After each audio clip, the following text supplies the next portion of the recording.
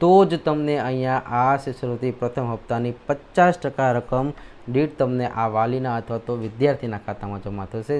જય હિન્દ વિદ્યાર્થી મિત્રો, હું ચિરાગ બરાડ। તો આ લેક્ચરમાં આપણે જોશું કે મુખ્યમંત્રી જ્ઞાન સેતુ મેરિટ સ્કોલરશિપ યોજના અંતર્ગત ગ્રાન્ટેડ સ્કૂલના વિદ્યાર્થીઓને અને સરકારી સ્કૂલના વિદ્યાર્થીઓને આ બંને વિદ્યાર્થીઓને શિષ્યવૃત્તિ મળે છે। ઉપરાંત ઘણા બધા વિદ્યાર્થીઓને કન્ફ્યુઝન છે કે આ જે સ્કોલરશિપ મળવાપાત્ર છે તે અમારા ખાતામાં આવશે। હવે જો તમે કદાચ પ્રાઇવેટ સ્કૂલમાં આગળ એડમિશન મેળવો છો અને આ સ્કોલરશિપ જ્ઞાન સેતુ અંતર્ગત તમને મળવાપાત્ર બને છે તો પ્રાઇવેટ સ્કૂલમાં જશે, પોતાના ખાતામાં આવશે। તો આ બધી જ ચર્ચા આપણે આજના લેક્ચરમાં કરવાના છીએ। વિદ્યાર્થી મિત્રો, છેલ્લે સુધી આ લેક્ચરમાં બન્યા રહેજો અને આ વિડીયો પસંદ આવે તો લાઇક કરી દેજો અને ચેનલમાં નવા હોય તો સબસ્ક્રાઈબ કરી દેજો। હવે આપણે જોઈ 2024માં જે પણ આ જ્ઞાન સેતુ મેરિટ સ્કોલરશિપ આપેલી છે તે યોજના અંતર્ગત વિદ્યાર્થીઓને જે લાભ થવાના છે તે લાભ આપણે આ લેક્ચરમાં જોવાના છીએ। હવે જો શિક્ષણ મંત્રાલય દ્વારા અહીંયા આપણે આ 7/6/2023નો જે સૌથી છેલ્લો જે ઠરાવ આપેલો છે એટલે કે 7/6/2023ના ઠરાવ પ્રમાણે ધોરણ 1થી 5માં સરકારી અથવા તો અનુદાનિત પ્રાથમિક શાળામાં સળંગ અભ્યાસક્રમ કરી ધોરણ 5નો અભ્યાસક્રમ પૂર્ણ કરેલ હોય તેવા વિદ્યાર્થીઓ પૈકીના તેજસ્વી વિદ્યાર્થીઓને મેરિટના ધોરણે રાજ્યમાં કાર્યરત તમામ બોર્ડ સાથે સંલગ્ન સ્વનિર્ભર માધ્યમિક શાળાઓમાં રાજ્ય સરકાર દ્વારા નિયત ધારાધોરણે મુજબ જે પસંદ થયેલ સ્વનિર્ભર શાળાઓમાંથી એટલે કે રાજ્ય સરકાર દ્વારા જે મુજબ પસંદ થયેલી સ્વનિર્ભર શાળાઓમાં ધોરણ 6માં પ્રવેશ મેળવી ધોરણ 12 સુધીમાં જે શિક્ષણ હશે તે પ્રાપ્ત કરી શકશે। એટલે કે સરકાર દ્વારા નિયત થયેલી જે પણ પ્રાઇવેટ સ્કૂલ છે અને આ પ્રાઇવેટ સ્કૂલમાં તમે એડમિશન લ્યો છો તો અહીંયા તમને આ શિષ્યવૃત્તિ મળવાપાત્ર છે, જેનું તમારે ખાસ ધ્યાન રાખવાનું છે। હજી એકવાર આપણે આ રિપીટ કરીએ તો જે રાજ્ય સરકાર દ્વારા નિયત ધારાધોરણ મુજબ પસંદ થયેલ સ્વનિર્ભર શાળાઓમાં ધોરણ 6માં પ્રવેશ મેળવી ધોરણ 12 સુધીનું શિક્ષણ પ્રાપ્ત કરી શકે તે માટે ગુજરાત રાજ્યના આવા તેજસ્વી વિદ્યાર્થીઓને પસંદ કરી તેમને 6થી 12 સુધી તેમના પસંદગી મુજબના સ્વનિર્ભર શાળામાં અભ્યાસ માટે સ્કોલરશિપ આપવાની નવી મુખ્યમંત્રી જ્ઞાન સેતુ જે આ સ્કોલરશિપ યોજના છે તે અમલમાં મૂકવામાં આવેલ છે। તો અહીંયા તમને બધા વિદ્યાર્થીઓ અથવા વાલીઓને સમજાઈ ગયું છે કે સરકાર દ્વારા નિયત ધારાધોરણ મુજબ જે પણ પ્રાઇવેટ સ્કૂલ અહીંયા પસંદગી થશે એ જ પ્રાઇવેટ સ્કૂલમાં તમને આ સ્કોલરશિપ મળવાપાત્ર છે જો તમે તેમાં અભ્યાસ કરો છો અને જ્ઞાન સેતુ અંતર્ગત તમે જો મેરિટમાં આવો છો તો, અને એમાં પણ તમે જો સળંગ અભ્યાસક્રમ ધોરણ 1થી 5 સુધીનો સરકારી અથવા તો અનુદાનિત સ્કૂલમાં અભ્યાસ કરેલો છે તો જ। તો આ બધા વિદ્યાર્થીઓને અહીંયા મળવાપાત્ર લાભ છે। ત્યાર પછી જોઈએ તો અહીંયા 1થી 5નો સળંગ અભ્યાસક્રમ સરકારી અથવા અનુદાનિત એટલે કે ગ્રાન્ટેડ સ્કૂલમાં અભ્યાસ કરેલા એવા 30,000 વિદ્યાર્થીઓને અહીંયા શિષ્યવૃત્તિ મળવાપાત્ર રહેશે। ત્યાર પછી આપણે અમુક અગત્યની માહિતી જોઈએ જે આપણે બધાને ખાસ યાદ રાખવાની જરૂર છે કે મુખ્યમંત્રી જ્ઞાન સેતુ મેરિટ સ્કોલરશિપ યોજના જે 7/6/2023ના ઠરાવ મુજબ જે જોગવાઈ કરેલી છે એમાં શાળામાં પ્રવેશ લેવાની તમામ જવાબદારી વિદ્યાર્થી તથા વાલીની અંગત રહેશે। ત્યાર પછી જોઈએ તો આ યોજના આખરી મેરિટમાં સમાવેશ થયેલ વિદ્યાર્થીઓએ જે તે શાળામાં પ્રવેશ મેળવી તેઓના પ્રવેશની વિગતો અત્રેથી સૂચવ્યા મુજબ ઓનલાઈન પોર્ટલ પર અપલોડ કરવાની છે। એટલે કે આખરી મેરિટમાં તમે આવી જાઓ છો એટલે કે આ મેરિટ લિસ્ટમાં તમારો સમાવેશ થઈ જાય છે।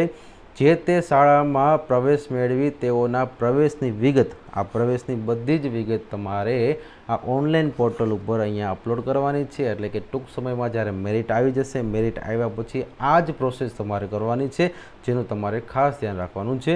ત્યાર પછી જોઈએ તો નિયામક શ્રી શાળાઓ દ્વારા દર્શાવેલ નિયત ધારાધોરણ મુજબ પસંદ કરેલ સ્વનિર્ભર શાળાઓ અથવા અનુદાનિત માધ્યમિક અને ઉચ્ચતર માધ્યમિક શાળાઓ। તો વિદ્યાર્થી મિત્રો, આપણે આગળ વાત કરી કેમ કે સરકાર દ્વારા જે પસંદ થયેલી સ્વનિર્ભર શાળા એટલે કે પ્રાઇવેટ સ્કૂલ હશે અથવા તો અનુદાનિત સ્કૂલ તો તે અહીંયા આ રીતે સરકાર દ્વારા પસંદ થયેલી હશે તેમાં તમે આગળ અભ્યાસ કરી શકશો અને સ્કોલરશિપ મેળવી શકશો।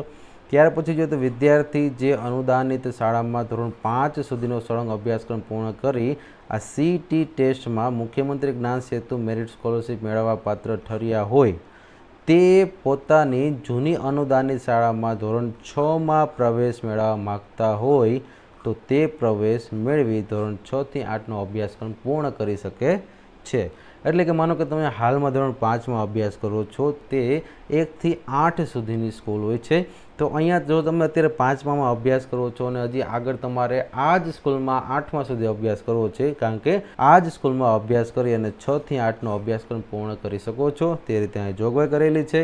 વિદ્યાર્થી જે સરકારી શાળામાં ધોરણ 5 સુધીનો સળંગ અભ્યાસક્રમ પૂર્ણ કરી કોમન એન્ટ્રન્સ ટેસ્ટ એટલે કે CETની એક્ઝામમાં મુખ્યમંત્રી જ્ઞાન સેતુ મેરિટમાં આવે છે, તો આ વિદ્યાર્થી તે પોતાની જૂની સરકારી કે અન્ય સરકારી પ્રાથમિક શાળામાં ધોરણ 6માં પ્રવેશ મેળવવા માગતા હોય તો તે પ્રવેશ મેળવી ધોરણ 6 થી 8નો અભ્યાસક્રમ પૂર્ણ કરી શકે છે.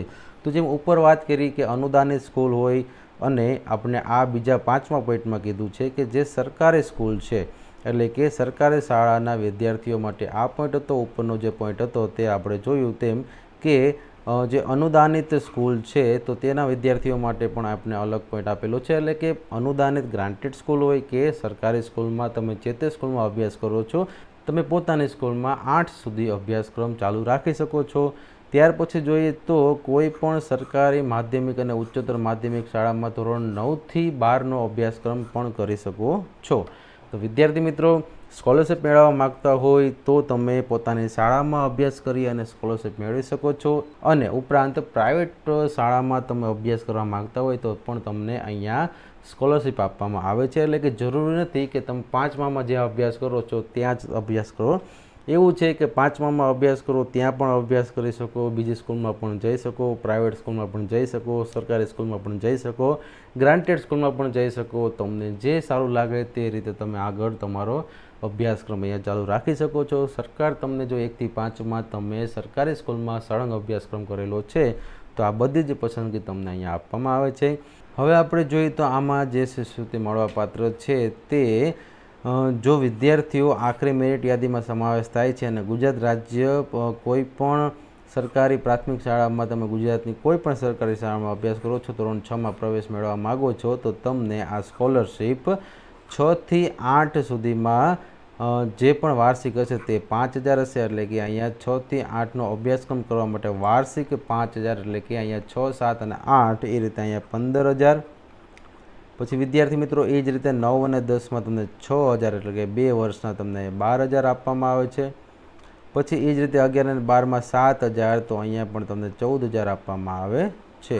તો વિદ્યાર્થી મિત્રો અહીંયા તમને 6 થી 8માં 5,000, 9 થી 10માં પણ તમને 6,000 અને 11 થી 12નો અભ્યાસક્રમ કરો છો તો તમને 7,000ની શિષ્યવૃત્તિ સરકારી શાળામાં જો અભ્યાસ કરો છો તો તમને આ મળવાપાત્ર રહેશે. ત્યાર પછી જોઈએ તો આ યોજના અંતર્ગત જો વિદ્યાર્થી આખરી મેરિટમાં આવે છે અને નિયામક શાળાની કચેરી દ્વારા પસંદ કરેલ અનુદાનિત એટલે કે ગ્રાન્ટેડ સ્કૂલની યાદીમાંની કોઈ પણ તમને અહીંયા શાળામાં ધોરણ 6માં પ્રવેશ મેળવેલ હોય તો પણ તમને આ સ્કોલરશિપ મળવાપાત્ર છે, જે સેમ ટુ સેમ છે. એટલે કે 6 થી 8માં 5,000, 9 થી 10માં પણ 6,000 અને 11 થી 12માં પણ 7,000ની આ સ્કોલરશિપ મળવાપાત્ર રહેશે. ત્યાર પછી એમ કીધું છે કે જો આ યોજના અંતર્ગત વિદ્યાર્થીઓ આખરી મેરિટ યાદીમાં સમાવેશ થાય છે અને નિયામક શાળાઓની કચેરી દ્વારા અહીંયા પસંદ થયેલી ખાનગી શાળાઓની યાદીમાંની એટલે કે પ્રાઇવેટ સ્કૂલની જે પણ આ પ્રાઇવેટ સ્કૂલ પસંદ થયેલી હશે, એટલે કે સિલેક્ટેડ અહીંયા જે પ્રાઇવેટ સ્કૂલ છે આ સિલેક્ટેડ પ્રાઇવેટ સ્કૂલમાં તમને કોઈ પણ શાળામાં ધોરણ 6માં પ્રવેશ મેળવેલ હોય તો તે મુજબ સ્કોલરશિપની રકમ મળવાપાત્ર થશે. જેમાં ધોરણ 6 થી 8માં 20,000, 9 થી 10માં 22,000 અને 11 થી 12માં 25,000. એટલે અહીંયા તમને કુલ સ્કોલરશિપ 1,54,000 રૂપિયા 12મા સુધી મળવાપાત્ર થશે. કારણ કે આ 20,000 છે તે 3 વર્ષ મળશે એટલે કે 60,000, પછી આ 22,000 છે તે 2 વર્ષ એટલે 44,000 અને 25,000 2 વર્ષ એટલે 50,000. તો વિદ્યાર્થી મિત્રો અહીંયા તમને 60,000 પ્લસ 50,000 એટલે કે 110 અને 44,000 અહીંયા જે આ 22,000ના 2 વર્ષની શિષ્યવૃત્તિ એટલે કે 1,54,000 શિષ્યવૃત્તિ મળવાપાત્ર છે. જો કોઈ વિદ્યાર્થી આખરી મેરિટ યાદીમાં આવે અને ધોરણ 6માં પ્રવેશ મેળવી આગળનો અભ્યાસક્રમ ચાલુ ન રાખે તો અહીંયા આ કેસમાં અહીંયા આ લાભ મળતો નથી. એટલે કે તમે ધોરણ 6માં પ્રવેશ મેળવી અને તમે આગળ અભ્યાસક્રમ ન જ કરો તો વિદ્યાર્થી મિત્રો અહીંયા તમને આ શિષ્યવૃત્તિ ન મળે. ત્યાર પછી અગત્યની માહિતી આપેલી છે કે આ ઠરાવની જે જોગવાઈ છે એમાં ક્રમાંક 12D મુજબ અહીંયા વિદ્યાર્થીઓની પહેલા સત્રની ઓછામાં ઓછી એટલે કે વિદ્યાર્થી મિત્રો અહીંયા તમારે ખાસ સમજવાનું છે કે પહેલા સત્રની ઓછામાં ઓછી 80% હાજરીને આધારે પ્રથમ હપ્તાની 50% રકમ વિદ્યાર્થી અથવા વાલીઓના બેંક ખાતામાં ડીબીટી મારફતે જમા થશે। એટલે કે વિદ્યાર્થી મિત્રો આ યોજના અંતર્ગત તમને જે શિષ્યવૃત્તિ મળવાપાત્ર છે તેમાંની પહેલા સત્રની ઓછામાં ઓછી જે પણ આ શિષ્યવૃત્તિ છે એ શિષ્યવૃત્તિમાંથી પહેલા સત્રની ઓછામાં ઓછી 80% હાજરી તમને જરૂરી બનશે। એટલે કે 80% હાજરીના આધારે તમને પહેલા સત્રની જે પણ શિષ્યવૃત્તિ મળવાપાત્ર છે તે શિષ્યવૃત્તિ પ્રથમ હપ્તાની 50% રકમ વિદ્યાર્થીના ખાતા અથવા તો વાલીના ખાતામાં અહીંયા જમા થશે। તો ખાસ યાદ રાખજો વિદ્યાર્થી મિત્રો, પહેલા સત્રની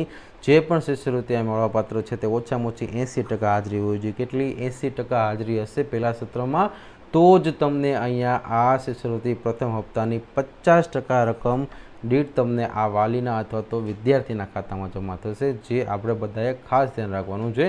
પહેલા સત્રની હાજરી તમારી 80% થવી જોઈએ અને આ પ્રથમ સપ્તાહની એટલે કે પ્રથમ હપ્તાની 50% રકમ અહીંયા વિદ્યાર્થીના અથવા વાલીના ખાતામાં ડીબીટી મારફતે જમા કરવામાં આવશે।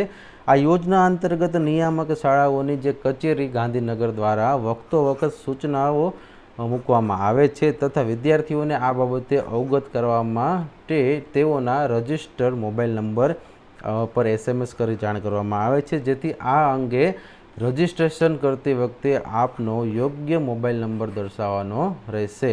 તો વિદ્યાર્થી મિત્રો ત્યાર પછી જોઈએ તો જેથી આ બાબતે આગળની કાર્યવાહીથી આપ અવગત રહો તથા સમયાંતરે તમને આ વેબસાઇટ ઉપરથી તમે આ જોઈ શકો છો અથવા તો જે પણ નવી અપડેટ આવશે એ જ સમયે તમને આ યુટ્યુબ ચેનલમાં આ વિડીયો દ્વારા માહિતી મળી જશે। એટલે કે તમારે આ ચેનલને અત્યારે સબસ્ક્રાઈબ કરી લેવાની, વિડીયોને લાઇક કરી દેજો એટલે કે તમને આવનારી તમામ અપડેટ સમયસર મળતી રહે। તો વિદ્યાર્થી મિત્રો આ ચેનલને સબસ્ક્રાઈબ કરવાનું ભૂલતા નહીં, જેથી કરી આવનારી તમામ CETની, જ્ઞાન સાધનાની કે પછી જ્ઞાન સેતુ કે પછી કોઈ જ્ઞાન શક્તિ સ્કૂલ છે બધી જ અપડેટ તમને સમયસર મળતી રહે। તો તમે આ ચેનલને સબસ્ક્રાઈબ કરી લેજો અને આ વિડીયોને એક લાઇક પણ કરી દેજો। તો વિદ્યાર્થી મિત્રો જ્ઞાન સેતુ અંતર્ગત જે પણ સ્કોલરશિપ મળવાપાત્ર હતી એમાંની આ મહત્ત્વની અપડેટ હતી। હવે પછીના નવા વિડીયો સાથે ભેગા થઈ, ત્યાં સુધીમાં જો તમને આ વિડીયો પસંદ આવ્યો હોય તો એક લાઇક કરી દો, ચેનલને સબસ્ક્રાઈબ કરી દો અને હવે પછીના નવા વિડીયો સાથે ભેગા થઈ, ત્યાં સુધી જય હિન્દ, જય ભારત।